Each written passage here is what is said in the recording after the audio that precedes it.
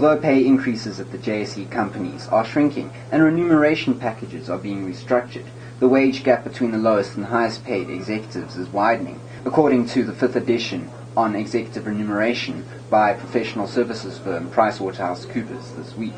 The contributing factor is that new entrants have fewer skills and are less educated, leaving a need for more training for executives. I think the first thing that this report indicated was that there's definitely some level of restraint in terms of the level of pay. That implies that it's obviously lower than the inflationary percentages.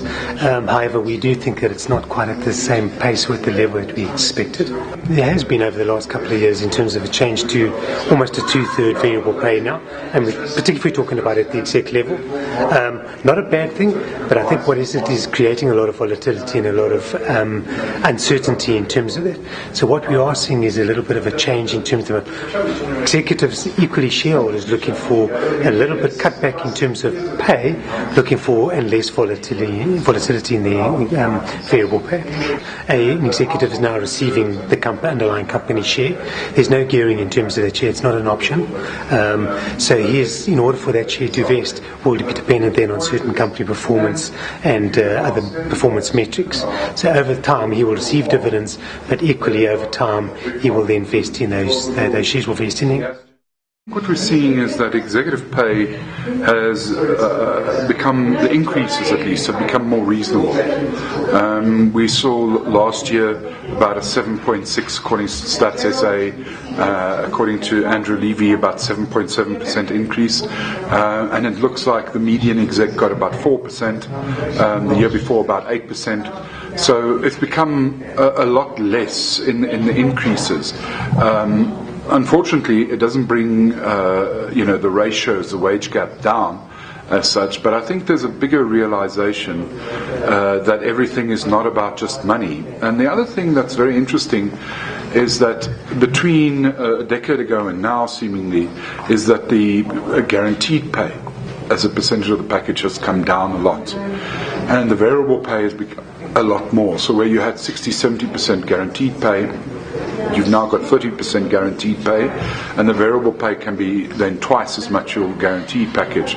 Giving people more incentives is right, but one must be careful because the guy at the bottom is using a large part of his money to survive.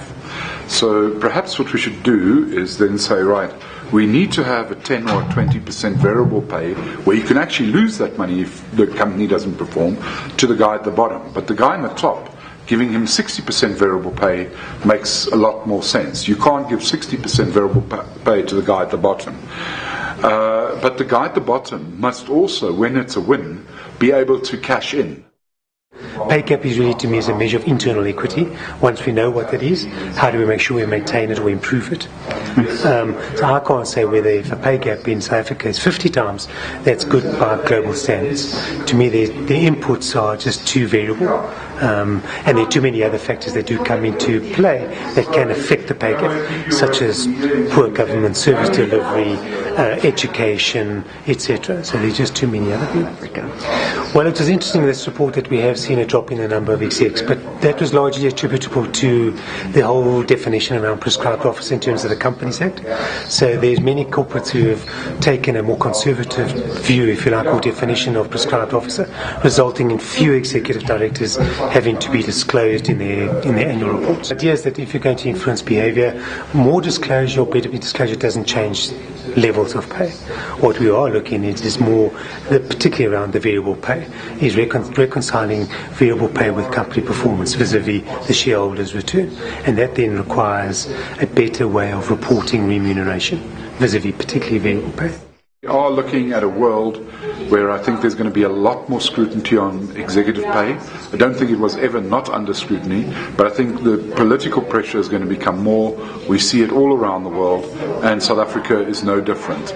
But we are looking at a different type of model of executive pay, where at least some of the pay for the work he's done now is going to be paid 2-3 years hence.